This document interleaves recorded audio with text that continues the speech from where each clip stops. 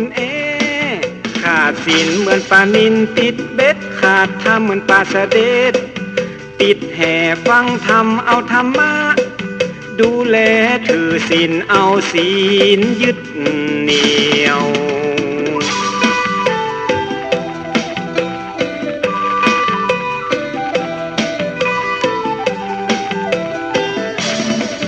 ถึงโลกนี้จะวุ่นวายจิตใจภายในบ่ห่อเหี่ยวมีศีลธรรมยึดเหนี่ยวจิตใจก็จะมั่นคงทุกนักจะกลายเป็นเบาถ้าเฮาหูจักปล่อยปรงธรรมะพระพุทธ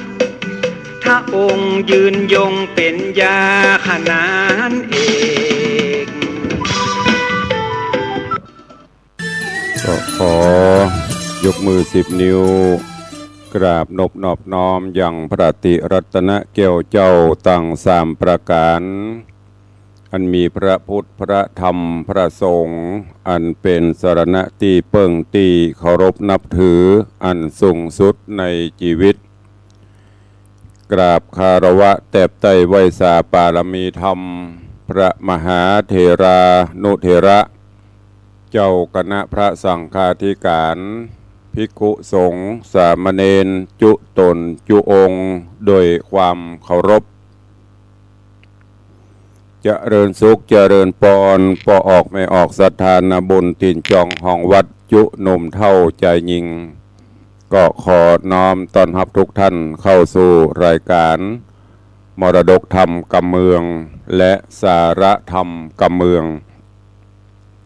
ต่างสถานีวิทยุกระจายเสียงพระพุทธศาสนาแห่งชาติและสังคมคลื่นเพื่อการศึกษาพระพุทธศาสนาและวัฒนธรรมคลื่นพระพุทธศาสนาและจริยธรรมส่งสัญญาณออกอากาศต่างสถานีวิทยุวัดฝ่ายหินตำบลสุเทพอำเภอเมืองเชียงใหม่จังหวัดเชียงใหม่ในระบบคลื่นความถี่ FM 104.50 เมกะเฮิรตซ์สถานีวิทยุคลื่นพระพุทธศาสนาและจริยธรรมในความอุปถัมภ์ของมูลนิธิพระบรมธาตุเจ้าดอยสุเทพส่งสัญญาณกระจายเสียงในระบบคลื่นความถี่ FM 96.0 เมกะเฮิรตซ์พร้อมกันนี้ก็ขอยกมือ10 นิ้วกราบถวายการต้อนรับและเจริญปอนต้อนรับครูบาอาจารย์ท่านเจ้าพระเจ้าประสงค์องค์สามเณรตลอดจนปอออกแม่ออกศรัทธานาบุญอุบาสกอุบาสิกา FC แฟนรายการทุกรูปทุกท่านที่ได้เข้ามาติดตามรับชมรับฟังทั้งภาพและเสียงการไลฟ์สดทาง Facebook ไลฟ์ของสถานีมรดกธรรมวัดวังสิงห์คำ Facebook ไลฟ์ของธรรมะคลายเครียด Facebook ไลฟ์ของธรรมะภาคเหนือ Facebook ไลฟ์ของอาจารย์พระครูสมุวิศวัตรวรกิโจ Facebook ไลฟ์ของทีวีวัดฝ่ายหินตลอดจนหน้าจอ Facebook ไลฟ์ของ FC ญาติธรรมแฟนรายการทุกท่านที่ได้เข้ามาแล้วก็เมตตาแชร์เสียงธรรมแชร์เสียงบุญนี้ไปยังกลุ่มเพื่อนๆของท่านกราบขอบพระคุณท่านผู้อำนวยการสถานีเจ้าหน้าที่ช่างเทคนิคทุกสถานีขอบพระคุณญาติธรรมทุกท่านที่ได้ให้กำลังใจรายการนี้ดำเนินโดยกล่าวกับผมอาตมภาพพระครูวิสิทธิ์ศรีลาภรณ์ตุลงในวังเจ้าคณะตำบลป่าแดดเจ้าอาวาสวัดวังสิงห์คำตำบลป่าแดดอำเภอเมืองเชียงใหม่จังหวัดเชียงใหม่เป็นผู้ดำเนินรายการปะกันเป็นประจำตั้งแต่เวลานี้เป็นต้นไปจะได้น้อมนำเอาเสียงธรรมะแบบปืนบ้านล้านนาภาษากำเมืองมาเทศนาฮือทุกท่านก็ต้องขอประทานอภัยสุมาอภัย สำหรับญาติโยมที่อยู่ในภาคอื่นบางท่านก็อาจจะรับฟังภาษาถิ่นภาษาเมืองเหนือรู้บางท่านก็อาจจะฟังรู้บ้างไม่รู้บ้างบางท่านก็อาจจะฟังไม่รู้เลยก็ติดตามรับฟังกันไปเรื่อยๆฟังวันละนิดวันละหน่อยเดี๋ยวก็จะรู้ศึกษาค้นคว้าไปก็จะเป็นกำไรชีวิตสามารถที่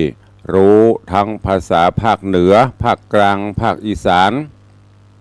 ภาษาต่างประเทศภาษาอังกฤษเราศึกษาได้แต่นี่เป็นภาษาถิ่นภาษาที่บรรพชนเราได้นำมาใช้ในถิ่นต่างๆอันนี้ตุลุงก็ต้องขอแจ้งให้ทุกท่านตัวเองวันนี้เจริญปอนเจิญปออกแม่ออกศรัทธานาบุญเจ้าข้าทั้งหลายได้สดับรับฟังเป็นลำดับไปณโอกาสบัดนี้10 นิ้วกราบนบนอบน้อมใบสาพระติรัตนเกลียวเจ้าตั้ง3 ประการอันมีพระพุทธพระธรรมพระสงฆ์อันเป็นสรณะที่เปิ่งที่เคารพนับถืออันสูงสุดในชีวิตขอน้อมใบสาปุญญาปรมีธรรม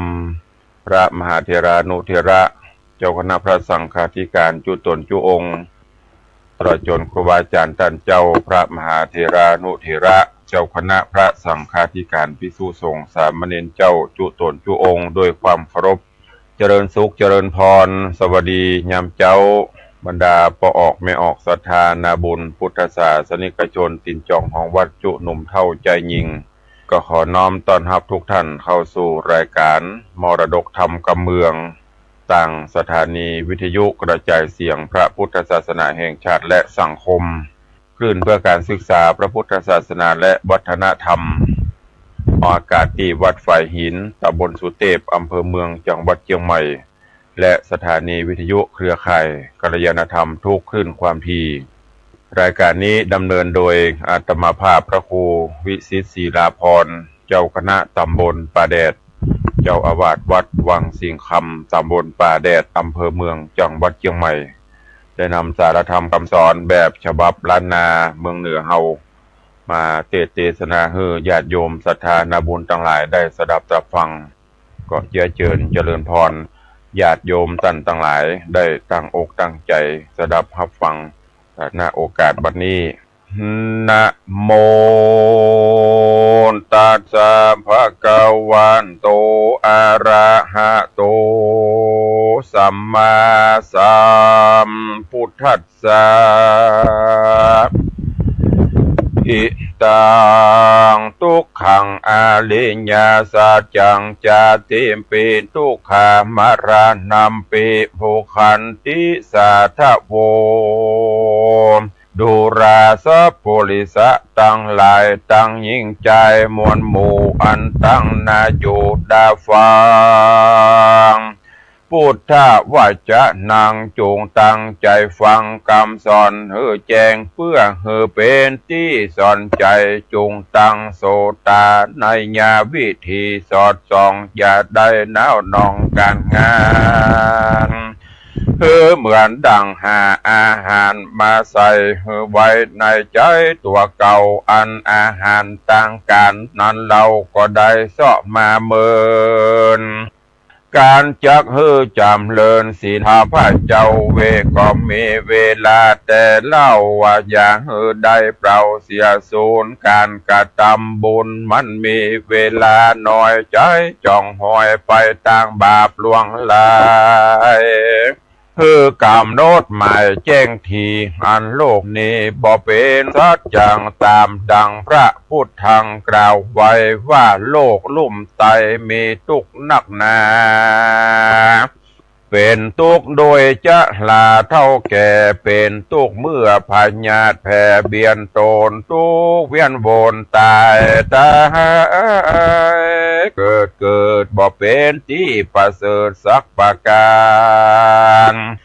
เจ้ามีแต่พระนิพพานส่องแจ้งตามดังพระแสงเตสนาดังจากกิตนาไปนานี้แหละนาปาหูตุขายังกะโยอันว่าความทุกข์ตั้งหลายในโลกแสนทุกข์โศกเวทนา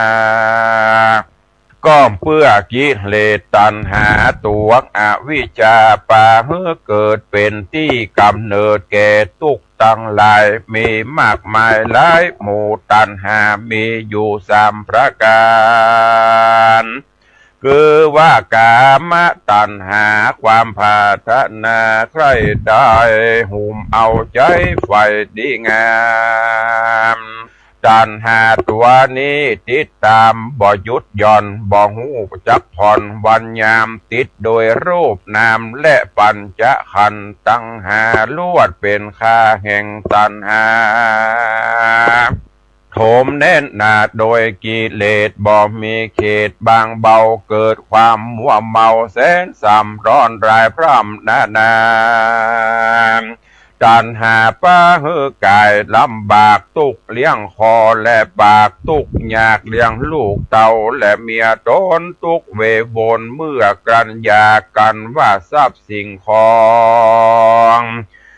มีมากก็หากมาเป็นตุกได้อยู่รักษาตุกด้วยการงานนาบ่มีหวังจ้องก็เพราะตัณหาหนองปาไปอันว่าตุกไปในและไปนอกฮ้อนหายปอกกาญาตุกเมื่อยามจะลาแก่เท่าลูกหน้าอ่างเต้าอิดอ่อนโรยแรงตุกโดยพญาอาจเฟือแฝงเมื่อยข้าไอพญาตบ่ไรมีหลวงลายมารานามปีทุกขังวิญญาณดังทุกเมื่อปัดพระวิญญาณได้ปัดพรากลูกหลานมากตังเข้าของแม่นจักเอาเงินมากองแลกไทยมันก็บ่ได้จักคืนมาก็ย้อนรูปกายญาอยู่บ่ได้ตกต่ำไตอนิจจังและนาภาวะตัณหาตัวทวนสองนี่นาแถมเล่าตุกไม่เอาตุกไม่เอาไปไหนโดยมีใจอะไรติดของในการในภาวะห้องเขตสงสารบ่พันเอานิพพานหวังรอดดับทุกจอดกังวลยังใครตายมาเกิดในเมืองคนลุ่มไตอันเต็มไปโดยความทุกข์ยากไร้บ่เป็นแก่นสารล้างพ้องกะตามบุญฮือตานยังบนบานหวังรอดจันฟ้ายอดไปบนพาธานาเป็นเทวบุตรเทวดาตนวิเศษดาบก็ยังบ่เสียงเขตแห่งตันหาถึงเสียงกำหนดมาเติงไว้กับเวทใดเกิดมากาเป้ได้มาเป็นคนก็เป็นทุกข์เมาบนกลับกายตะกับตายกับเกิดลางคาบก็ได้เกิดเป็นสัตตลิฉันมีทุกข์หาประมาณบ่ได้อยู่ในโลกไตเวโวนฮือพับเอาฮือพันเอาเมืองบนจันฟ้าดาบทุกตอดเกิดเนลาปานเตนาวิภาวะตัณหาทวน3แถมเราเป็นตัณหาเอามกไม่เป็นที่กะที่ใครเป็นตัวของตัวเก่าบ่ฮือกลับกายใจมุ่งหมายมันเตียงมันจะมันจ้างบิดเบียงเบียงตามโลกธรรมตั้ง8อารมณ์8เป็นอิทธาและอนิธารม ตกทางโถมเมื่ออารมณ์อันบอดดีได้มา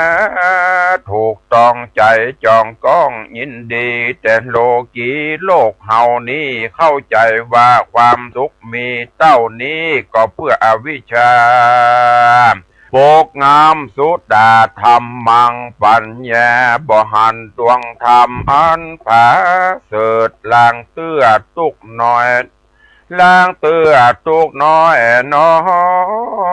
ยเกิดก็ว่าตุกเน่นหนาซ้ำมาเป็นจมเป็นว่าตายเสียดีกว่าที่แต่โลกหน้าก็หักยังมีเข้าใจว่าตายเป็นผีดับวอดมวยเมียนจอดบอกรับเกิดไปโลนแม้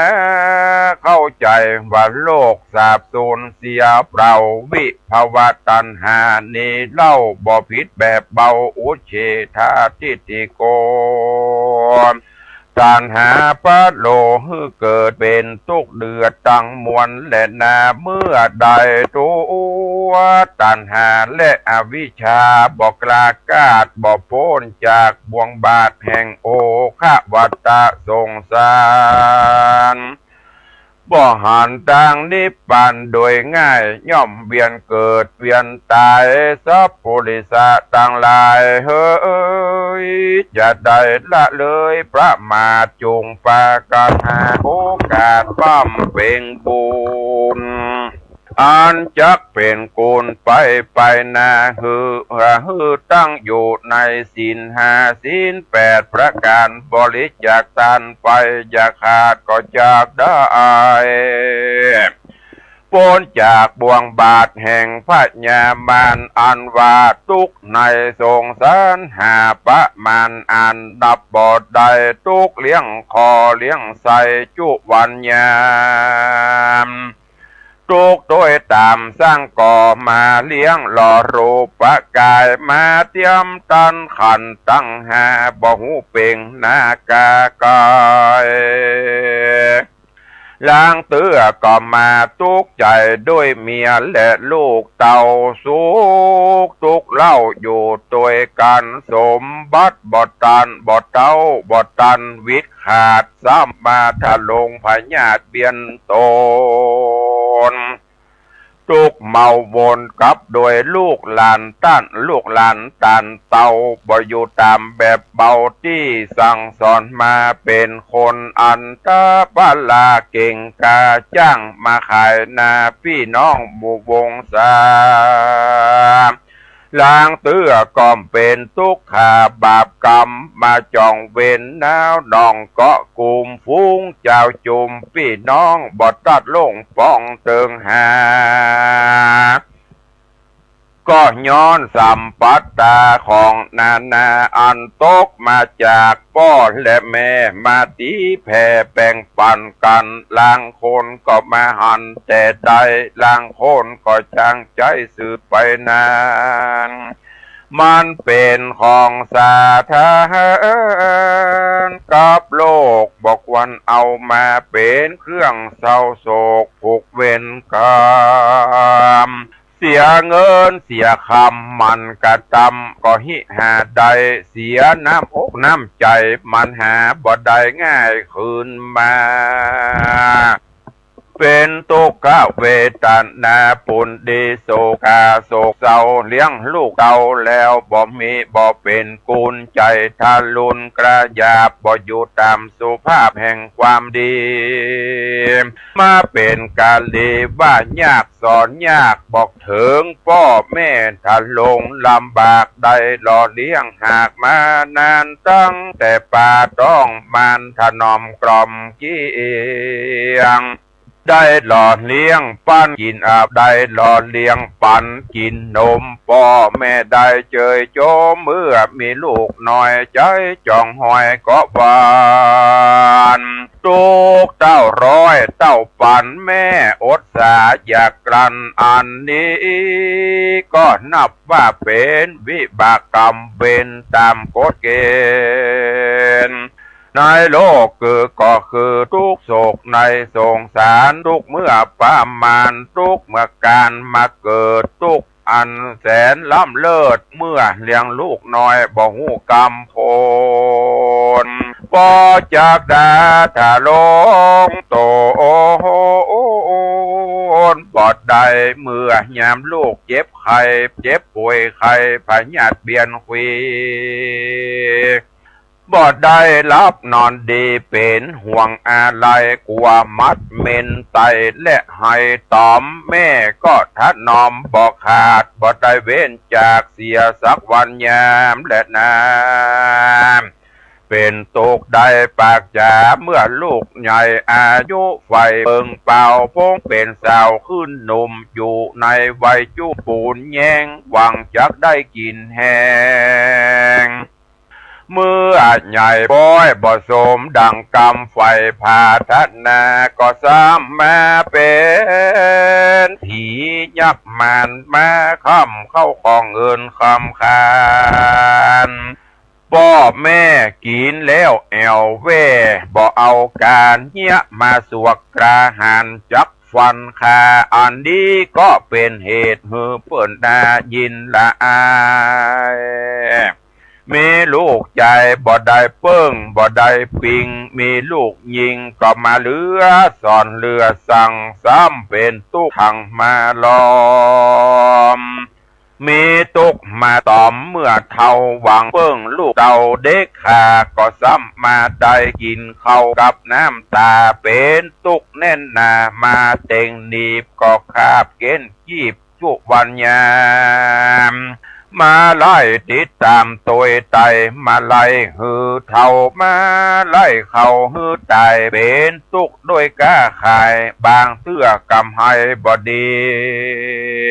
ปูดขาดลางเตื้อก็ถูกลู่ญาติโจรให้อาจยิงเอาถูกยองเบากลางคืนค่อนแจงเพื่อนมาแกล้งหือเสียเข้าขอ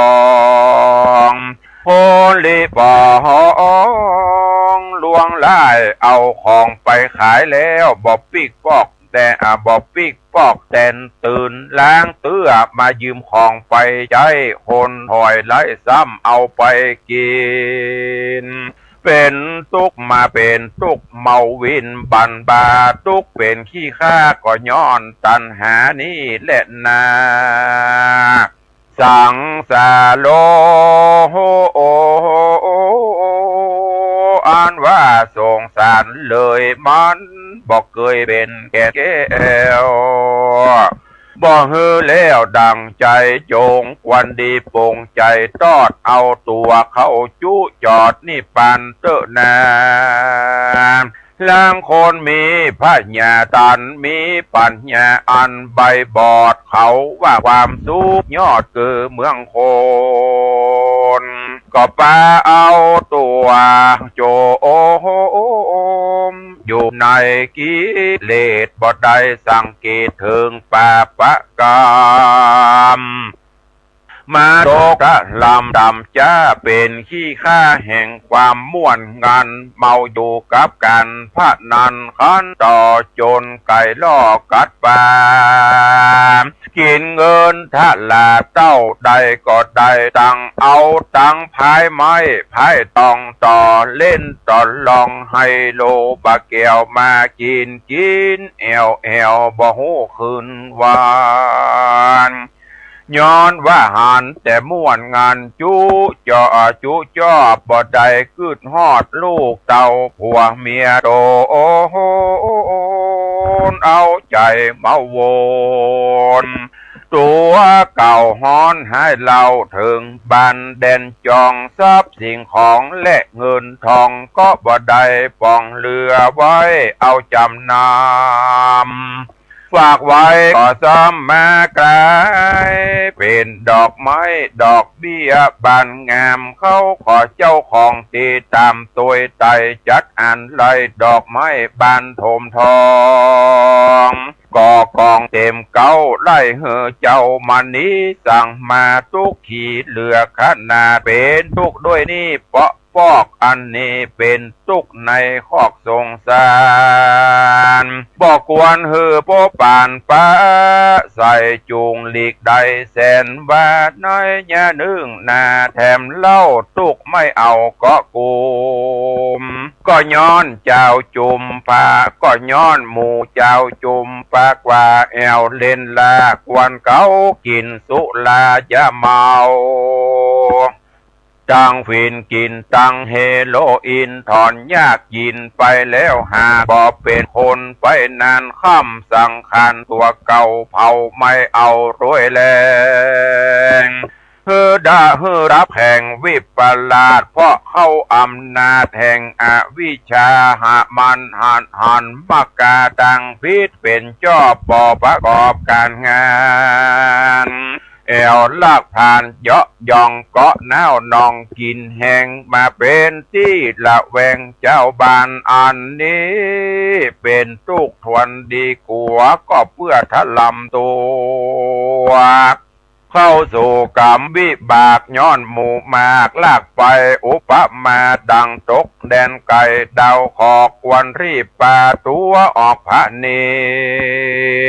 เพราะมีคอกเป็นที่วังถูกกุมขังกามัดแขะมัดแข้งก็เพราะวิบากแสงอารมณ์จะขอถอนโดยยากมันก็ว่าตังนี้หากสุขใจจากโอปมาไปก็เหมือนตัวนอนใส่บอนขี่ว่าตัดที่นี่เป็นสวรรค์เป็นที่สุขสันต์แห่งมันดีที่แต่ตกอเวจีโอปาจิตวานิโรธชันติบ่เหลือแต่เงาดับมอดเตอสังขันก็ตอดปัทวี เดสังโวปัสสมโมสุโขความสุขเที่ยงแต่ดีลีคือพระนิพพานดีเวียงแก้วดับเสียงแล้วบ่เศษสะลอสังขารนี้นะนอแก่นไทยบ่ฮือได้บ่ฮือแล้วดังกำพาทนาผู้มีพระญาณควรพิจารณาไปทีก่อนจักหันติสภาวะธรรมหันตัวกรรมและกิเลสมันสังเกตโดยภาวนาเอากรรมฐานมาเป็นที่จังเป็นที่จะเป็นที่ตั้งเป็นที่จังของอารมณ์ดวงหนึ่งดวงใดจักเป็นที่ระงับจิตใจคือสะอาดเป็นเบื้องโบเบือนเบื้องต้นบาทแห่งวิปัสสนาถึงมรรคเตียวมาลอดสุขชั้นยอดคือนิพพานดับสังขารเสียงเขตเป็นสมุเฉดปะหานขันธสันดานผ่องแผ้วถึงสุขแล้วตั้งมวล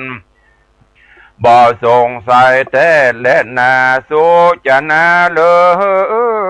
ย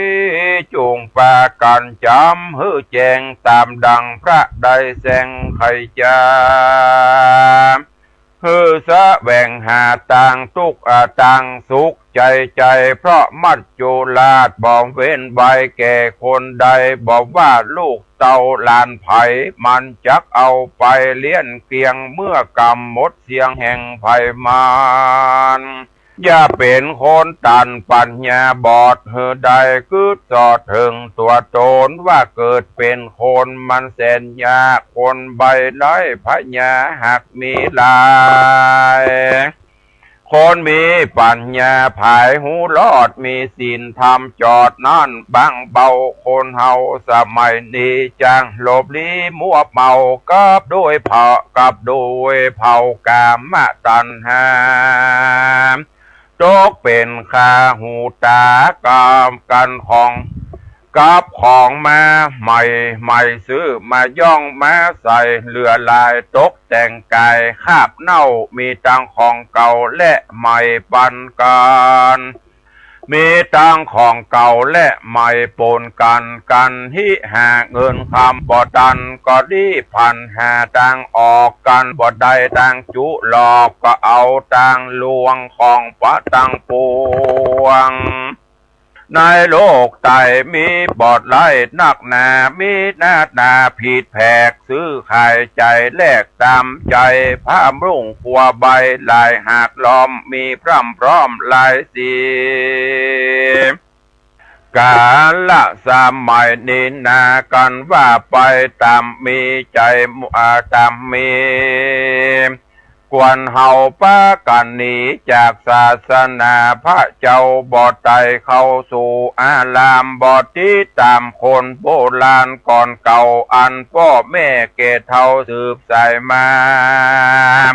ล้างโคนไปวัดป่าบอดย่างบอกหูว่าจักไปนั่งสันใดก็ย้อนเครื่องนุ่งสมัย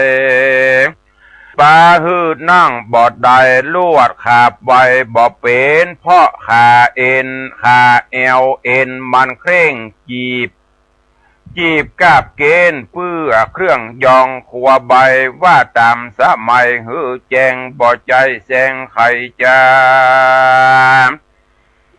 มันมีมาอย่างนี้จงได้ยิ่งได้จี้ฮื้อฟังจุงแปกันระวังกิเลสปันแห่มันทอมทาอาพรทุกทางทอนบ่เหือดจังปาหือฮ้อนเดือดตัวโตนเกิดมาเป็นคนล้างจาดเพราะขัดล้างจาดกวนขัดสีหื้อสะอาดโดยศีลธรรมอย่าเอากิเลสมานำตัวเก่าจักเป็นค่าแห่งอารมณ์ใจเมามนโดยกิเลสจักเป็นเหตุหือของขายในสงสารสะคอนลางคนหัวปอคอนปอสันเตียวสัดสันโซเซใจยังบ่เห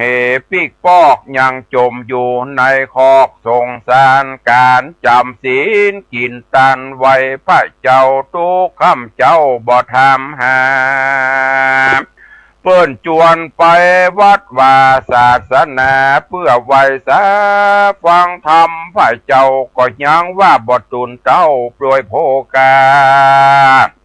แล้วก็มาเนี่ยมายากล่าวอ้างจริงเปล่าวางอนาถาแอวไปมาโจรไก่เอาตั้งบ่อนไพ่ไฮโลตั้งถั่วโปบะเกียวจะเดินอูแอวเลิกงานกินสุลาบานต่างเขานี้และเรียกว่าเท่าแก่ได้บ่หูจักละอายหลานและลูกฮือเปิ้นดูถูกดูแควนแม่นว่าฮือเอาแก้วตั้งสามเฮานี้ใบก่อนจังประเสริฐมากหลวงลายตามดังนิยายสอนใบว่ายังมียายสองคนเตียวดงโหนกลางป่าดงรีอันมีเสือมีละล่าไปมาส่วนสองใจส่วนใจสองขานอนนาคนหนึ่งถือผีวิสาทแถมคนหนึ่งนั่นนามีปัญญายอดยิ่งได้ถือเอาแก้วมิ่งสามปราการเมื่อกาละเตียวต่างไปนั่นก็เป็นกาละเวลาอันค่ำมืดต่างคนก็ต่างเสาะหาที่นอนแห่งตน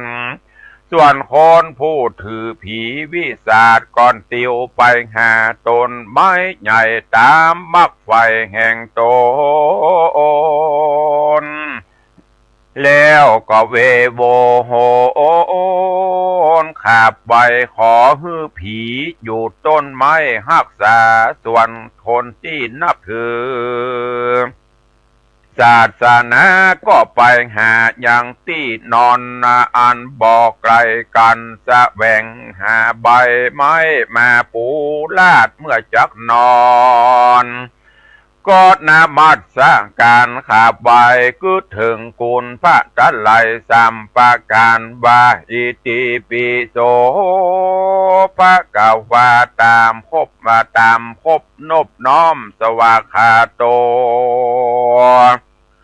สุปฏิปันโดพร้อมจูประการตก กลางคืนมาฮอดอันว่าหมูเสือหมีฝูงหมูป่าก็แอวล่าสะแวงหากินผลจะอาหารก็ไปพบปานใส่คนถือผีอันนอนอยู่ที่เก้าไม้ใหญ่ผีอาศัยอยู่ที่นันหันเสือจักมากาบกันผีตัวนั้นก็ครางผีตัวนั้นก็ครางว่าอย่าเอาไปเข้ามาอาสะไลฝากตัวไว้กับข้าเสือก็กาดแก้วหนีไป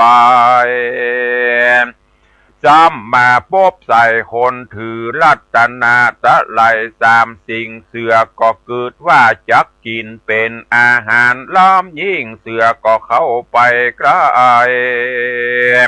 ก็บังเกิดความสงสารลวดยั่งอยู่หันใจห้อนบะวูตั้งตัวมีใจกลัวลำยิ่งก็กลับหลังวิ่งเวโวนไปหาคนที่ถือผีแถมเล่าผีก็ว่าดังเก่าเหมือนลางเสือก็เป๊ปังนี่บอกไกลจริงปิกไว้ไปสู่หายังคนที่ถือรัตนไตรแถมเล่าเสือเท่าก็มีความสงสารโจรปอเดิกมานานก็อย่าจริงซ้ำไปหายังต้นลูกขาต้นไม้ผีอยู่ปะผียังต้นลูกขาต้นไม้ผีอยู่ก็ไปยุกยูยังใจผู้นอนบ่อาบอนฮอนรีบผีมันก็งีบลับไปเสือบอดใดกันเสือกอดใดกันกาบเอาใจผู้นั้นผีเอาใจผู้ถือผีวิสาดไปกินเสียที่บนดอยลูกใหญ่ผีนั่นตื่นขึ้นมาก็เลยไล่บอดตันเสือก็ลวดกินอิ่มใจก็เพราะใจนั่นบ่นับถือเกี่ยวตังสามไว้ก็ลวดตายไปส่วนใจผู้ถือรัตนตรัยนานก็หลับอยู่ขนคะคูสบายโตนก็เพราะกุศลเกี่ยวเจ้าตังสามสิ่งชีวิตจริงสบายเหตุนั้นเฮาตั้งหลายอย่าได้ประมาทเฮอปากันเชื่อพุทธโอวาทอย่าถือผีวิสาจักเสียตีแห่งเฮาปางเป่าตามดังนิยายเราสอนมาจุงปากันจุงปากันนับถือเกี้ยวทั้งสามที่นี้อันเป็นดีนักหนาคือได้เชื่อมันในศาสนามีศรัทธามันแก่นมีปัญญาแล่นในธรรมเชื่อกรรมแล้วเป็นใหญ่บอกมากไว้ในผีปฏิบัติตามวิธีกรรมสอนแห่งผู้ทอนพระพุทธเจ้าโอวาทนั้นเรามีสามประการกล่าวแต่โบสถ์ประธานตัวใหญ่อันได้แก่สัพพะปาปัสสะอาการนังกุศลสุปะสัมปตาสจิตตาปริโยทะปันนังเอตังพุทธานะสาสนังดังนี้ห้ามว่าบ่ฮือกระทำบาปฮือกระทำบุญฮือรักษาจิตโตโอนฮือสะอาดสามอันนี้เป็นโอวาทคำสอนพระพุทธเจ้าบทเก่าว่าบ่ฮือกระทำบาปคือบ่ฮือกระทำความชั่วต่างหลายอันเป็นการกระทำให้แก่ตัวเก่าจักเป็นทุกข์เล่านามันหากเกิดโดยกายว่าจะจัญญาผู้กระทำบาปก็นับว่าหาบของนักตามกถาบทบาทสองว่าฮือกระทำบุญ กุศลเต้านั่นตัวกุศลตัวกุศลได้แก่ปัญญาดีหูวิธีบุญและบาปมีใจฉลาดตังดีบุญด้านได้แก่ใจขาวใสสะอาดบุญเป็นธรรมชาติบ่มีตัวกายมีแต่ชื่อบ่ได้เต้าอันคนใดกระทำโพนั่นก็ได้บุญนั่นอยู่ภายในการบุญมีที่ภัยก็มีหน้าตาใสโจมชื่นถึงรับตื่นมาใหม่ก็ยังดูผ่องใสเพราะบุญอาศัยตั้งอยู่เวลาอูฟูม่วนหวานหุมกระตำตาลบอกขาดตามธรรมชาติเข้าของตนมีตามบาลีบอกไว้ว่ารักษาใจฮื้อข่าวอย่าฮื้อเฟื่อนไปต่างบาปเพราะใจเป็นธรรมชาติลงลายจะเตรียมไปเหมือนวอกมันจ้างหลอกลงไหลต้านตามต้านบอกไว้เอาสติมัดจิตใจผูกโดยสมาธิแถมมีปัญญาแอมดังกล่าวใจจริงบอกเงามัวพันเพราะใจสำคัญตั้งอยู่จักจ๋าอู้ฟู่กับไผ่ก็เพราะหัวใจน้ำส่งกันใจข่าวสะอาดลงก็ถูกดีตามบาลีใครว่าใจเป็นใหญ่ในกายกันใจตายไปจากเหลือแต่คราบรูปกายคนตั้งหลายก็หูว่าผีตายเป็นหมู่เพราะใจบ่ตั้งอยู่ในกายส่วนว่าบ้านห่างหลังนี้อันมีเฮือนเป่า6 หลังนั้นมีนายโจ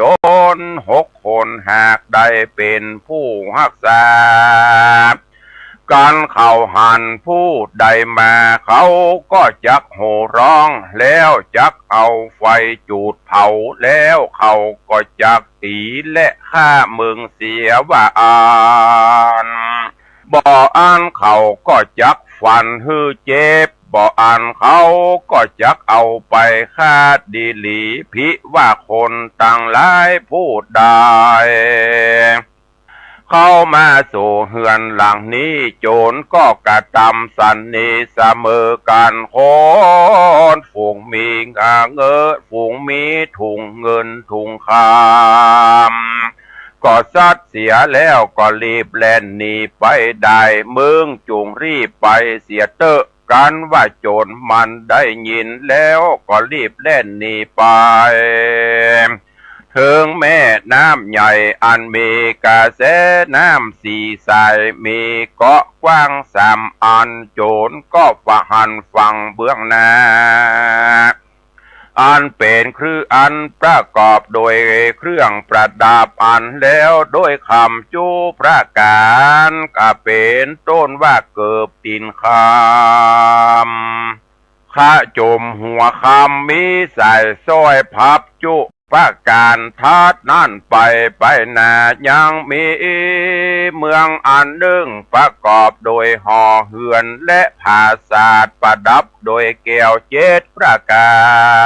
รกวนสนุกถูกเนื้อเปิงใจมากนักมันก็มากานิ่งใจว่าฟังกรรมนี้ประกอบไปโดยโทษมากนักกวนกูข้ามไปสู่ฟังกรรมนาดีและนามันก็ซ้ำมากานิ่งใจ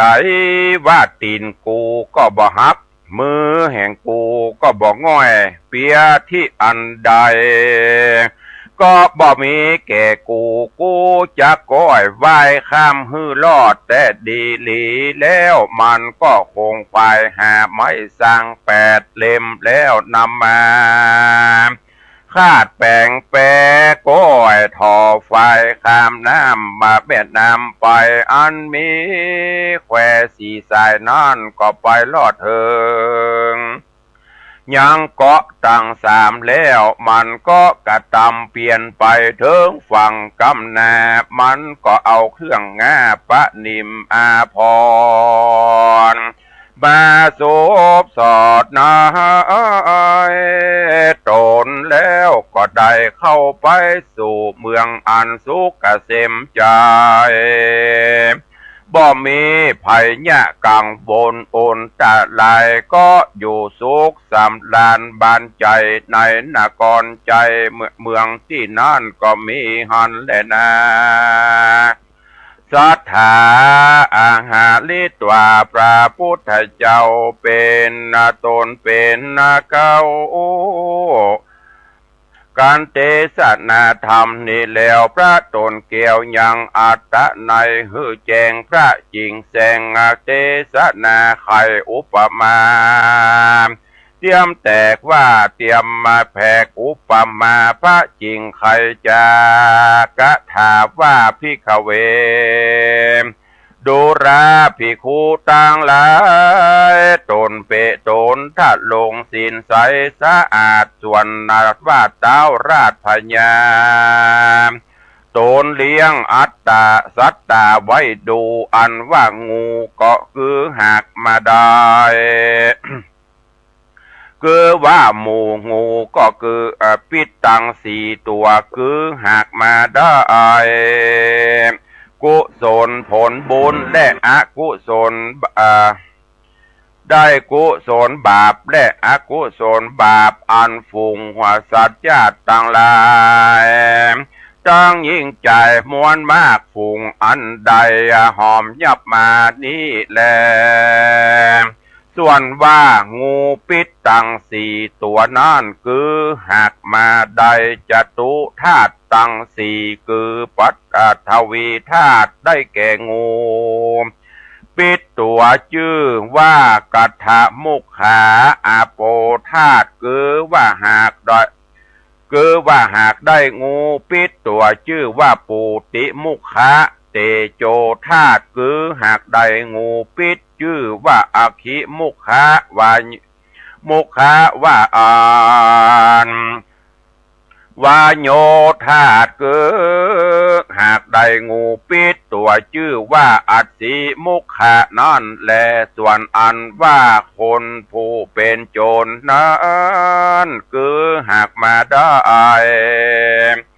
อัตตาภาวะเนื้อตัวตนแห่งสัตว์และคนยิ่งใจของเฮานี่แหละนะ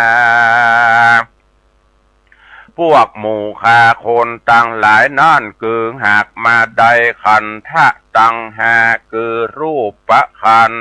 เว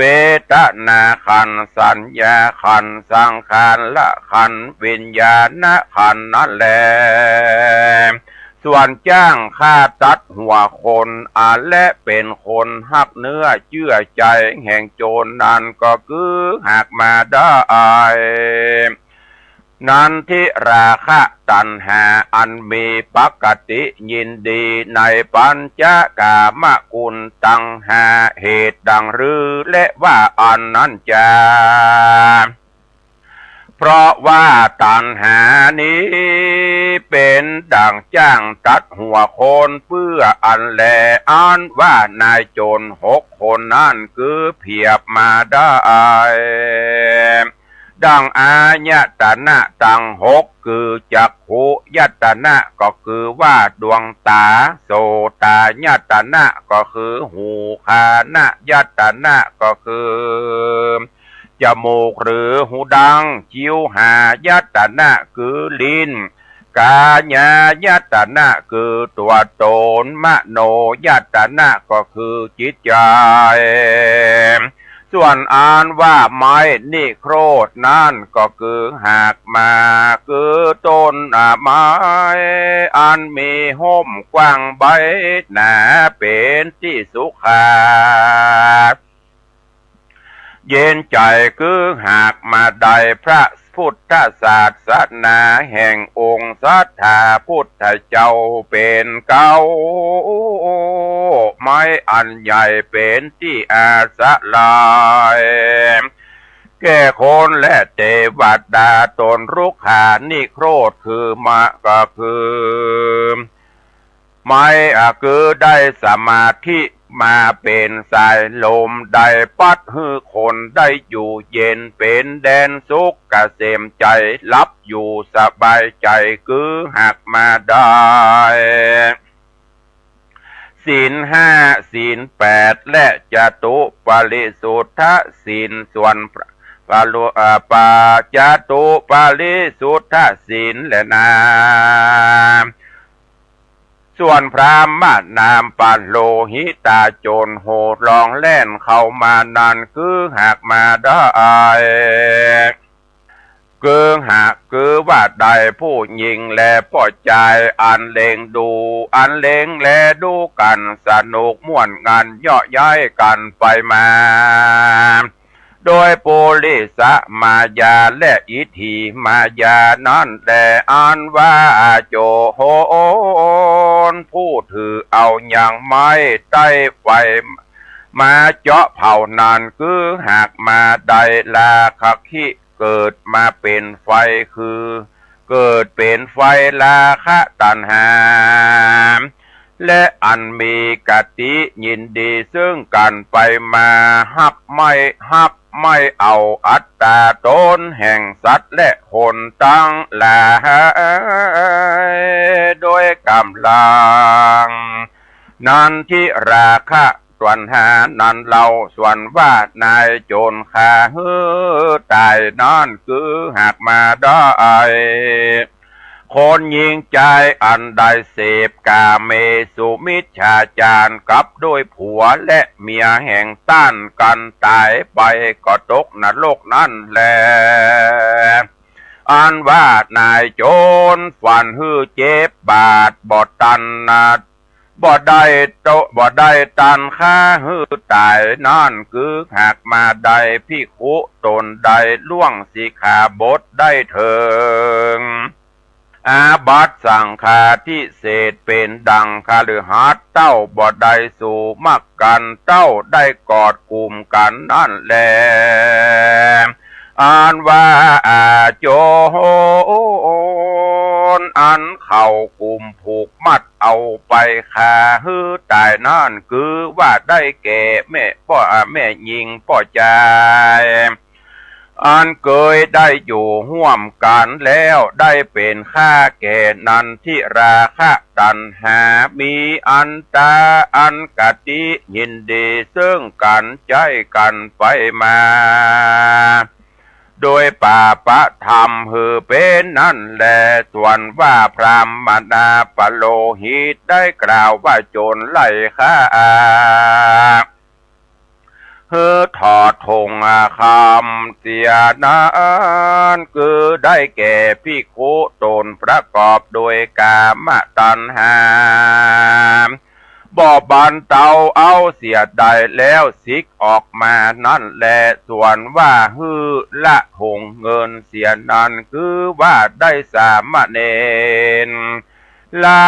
สิกขาออกจากศาสนานั่นแลก็ฮือละทงเบี้ยเสียนั่นคือได้คฤหัสถ์ผู้มีศีลห้าศีลแปดแล้วปฏิบัติผิดนายศีลนั่นแหละเมื่อปล่อยใจลุกและเล่นไปถึงฝั่งแม่น้ำนานคือได้แก่ภาวะสงสารนี่แหละเมื่อปล่อยใจข้านิ่งว่ากูอยู่ในฝั่งกรรมนี้ประกอบไปโดยโทษมากนักกูก็ใคร่พ้นไปสู่ฝั่งกรรมนะคือได้แก่พญาชื่อมนจิตตุกามกามตะญาณเกิดมักบาพญาอ่อนเลิศนั้นใครพ้นจากวัฏฏะทุกเกิดมีหันและนาเมื่อป้อใจที่ว่าตีนกูบ่หักมือกูก็บ่กุดเปียที่อันใดก็บ่เกิดมีแก่กูว่าอ่านที่นั่นตีนนั่นก็คือได้แก่ศีลมือนั่นได้แก่สมาธิเ ปียที่บอกเข้าบอกเกิดนั่นคือได้แก่วิริยะความเพียรนั้นไม้สร้าง8 ลำนั้นได้แก่อัตถังคีกะมัก8 เสนมีสัมมาทิฏฐิเป็นตนนั่นแหละกระแสน้ำแม่น้ำสี่แง่นั้นได้แก่โอคะตังสี่คือกามโอคะพระโวคะทิโถคะอวิโชคะนั่นแหละก็3 อันนอนาก็คือว่าได้โสตาปฏิมัคคะภละสกิตาคามัคคะภละอนาคามีมัคคะภละนั่นแหละฟังกรรมหน้าคือได้อละหันตามรรคผลเครื่องประดับทิพย์คือหากได้อภิญญาตั้ง6นั่นแหละเมืองใหญ่อันเป็นที่สุขเกษมใจคือหากได้อมตะมหาเนรปานเจ้าอันมีสุขเกษมนั้นเล่ามากนักโพ้นจากจาติชราเปียที่มรณะบ่หูเท่าบ่หูตายหายห่างจากทุกข์ตั้งมวลอยู่เป็นสุขเย็นนักนั่นแลในเมื่อแล้วธรรมเทศนาแห่งพระพุทธเจ้าอันประกอบไปโดยสัจธรรมทั้ง4 ประการและปริษัท4 จำพวกก็ได้ถึงธรรมวิเศษมีพระเพศปโสตาปฏิภละตามบุญสมปานแห่งตนก็มีวันนั้นแล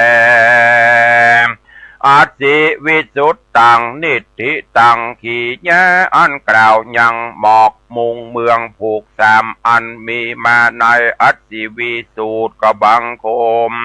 สมเด็จเสด็จพระธรรมเทศ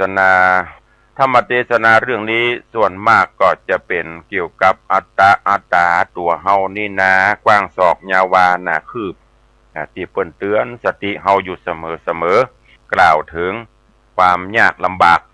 ของมนุษย์คนเฮานับตั้งแต่การจะเกิดมาเป็นมนุษย์เกิดมาแล้วจะรักษาชีวิตให้ยืนยาวหรือการจะได้ฟังธรรมพระพุทธเจ้าการจะได้มาพบพระพุทธเจ้าพบพระพุทธศาสนาเป็นสิ่งที่ยากยิ่งเมื่อเกิดมาพบปะแล้วก็ได้ตั้งจิตตั้งใจน้อมเอาศีลเอาธรรมมาเป็นข้อวัดปฏิบัติสุดท้ายมาก็ได้สรุปในเกี่ยวกับเรื่องราวอย่างที่เพิ่นว่ามามีหัวใจคนหนึ่งถูกโจร4 คนกะอย่างมู้เนี่ยตอนสุดท้ายเพิ่นก็ได้สรุปออกมาให้เฮาท่านทั้งหลายหลังจากที่พระพุทธเจ้าเทศนาจบเพิ่นก็มายกอุปมาอุปไมยเปรียบเทียบให้เฮาท่านทั้งหลายได้ฮู้ได้ทราบ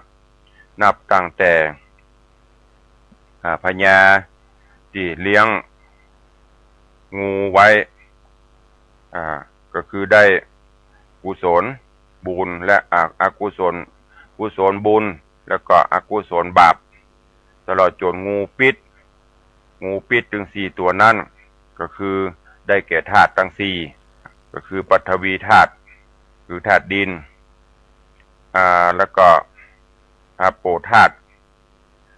ปฐวีธาตุคือธาตุดินเตโชธาตุวายโยธาตุเตโชธาตุก็คือธาตุไฟวายโยธาตุก็คือธาตุลมซึ่งธาตุทั้ง4ดินน้ำลมไฟที่มันผสมจุ่มนุมกันเนี่ยสร้างเป็นตนเป็นตัวเข้ามาวันใดถ้างูพิษ4 ตัวเนี่ยมันผูกพิษออกมาก็ต้องมีอย่างใดอย่างหนึ่งบาดเจ็บหัวเมาหัวกินข้าวบะล่ำนอนบะลับอย่างพวกเนี่ยเพราะธาตุทั้ง4มันแปรปรวนอันนี้ในธรรมอาตมาได้เทศนาไปเป็นวรรคเป็นตอนคือญาติโยมทั้งหลายได้รับฟังแล้วก็หวังว่าคงจะบ่ต้องสรุปนักเนาะคงจะเข้าใจกันทั้งหมดอย่างที่ว่าโจร6 คนก็ได้แก่จักขุโสตคานะชิวหาหมดเนี่ยลิ้นกาย ลิ้นกายใจ อายตนะคือร่างกายของเฮาเนี่ยถึงวันเปิ้นฮือเฮาพยายามทำจิตใจฮือเบิกบานแจ่มใสฮือมันเอาถุงเงินถุงคำไว้จะไปละถุงเงินถุงคำก็คือแก้วเจ้าทั้ง3ประการตลอดโจรมักที่เปิ้นบอกฮือเอาไม้สร้าง8เล่มมาแปลก็ไม้8เล่มก็คือมักมีองค์8ที่เฮาท่านทั้งหลายกำลังเบียนบ่ายอยู่ธรรมเทศนาเรื่องนี้ก็ขอฝากฝังไว้กับญาติโยมท่านทั้งหลายเนอะคือนำไปคิดพิจารณาศีลธรรมกรรมฐานที่เฮาได้เกิดมาพบมาปาที่พระพุทธองค์ได้ชี้แนะชี้นำไว้ก็ขอได้น้อมนำไปประพฤติปฏิบัติเพื่อความสุขสำราญบานใจสุขเกษมสำราญจะบังเกิดขึ้นกับตัวของญาติโยมและประเทศชาติบ้านเมืองเป็นลำดับไปวันนี้ขอความสุขสวัสดีจุงบังเกิดมีกับญาติโยม